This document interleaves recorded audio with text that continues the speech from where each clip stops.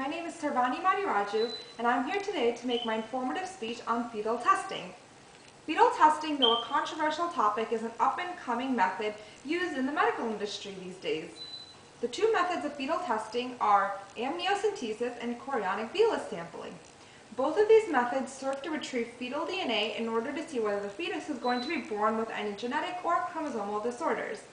Some general information about the human body is that the human body consists of 46 chromosomes or 23 pairs of chromosomes, where the 23rd pair is the one that codes for the sexual traits and the other 22 pairs are the ones that code for all the other human characteristics. Some definitions are that chromosome is basically a large structure that contains genes that code for different human characteristics. A karyotype is a picture of all of the 46 chromosomes of the human body. What fetal testing does is it basically retrieves fetal DNA through which specialists can draw the karyotype of the fetus. Using this karyotype, specialists can compare the karyotype of the fetus to a normal karyotype, and using that they can determine the fetus's gender and can also determine if the fetus is going to have any genetic or chromosomal disorders. As stated earlier, the two methods of fetal testing are amniocentesis and chorionic villus sampling. Amniocentesis can be done between the 14th and 16th week of the pregnancy. The procedure for amniocentesis is that the mother is given some local anesthetic for numbing purposes, and then a needle is inserted into the amniotic sac through which some amniotic fluid is retrieved. The amniotic fluid contains fetal DNA, which can be used to draw the fetus's karyotype. The amniocentesis is the procedure that's been there in the medical field for quite some time now. However, specialists are starting to realize that this method is not completely safe and there are some dangers attributed to it. This is because when the needle is inserted into the amniotic sac, the needle goes very, very close to the fetus. And if that needle touches the fetus, there can be severe damages that are not reversible to the fetus. Therefore, a new up-and-coming method is chorionic villus sampling. This method can be done as early as the 6th week of the pregnancy, though it's advised for it to be done between the 10th and 12th week. This procedure does not use any needles, which is why it's safer.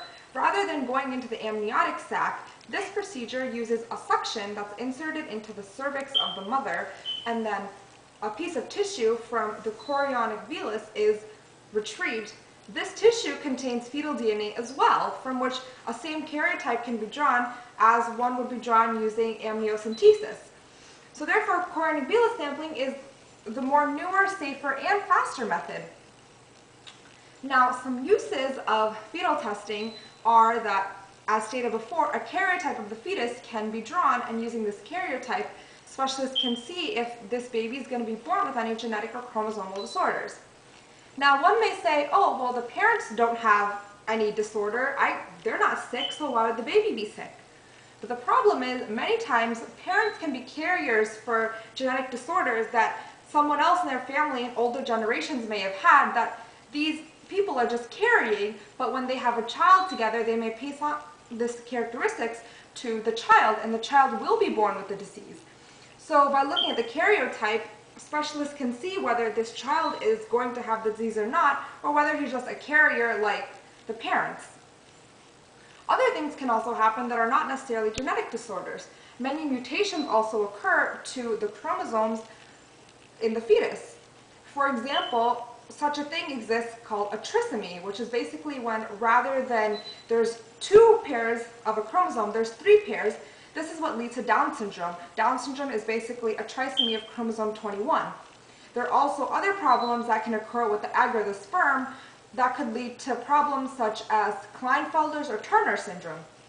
This is where the ethical issue, however, comes up, because once parents know that their child is going to be born with an abnormality that could lead to an early death or a life filled with medical problems, they then have the option to abort or to keep the baby.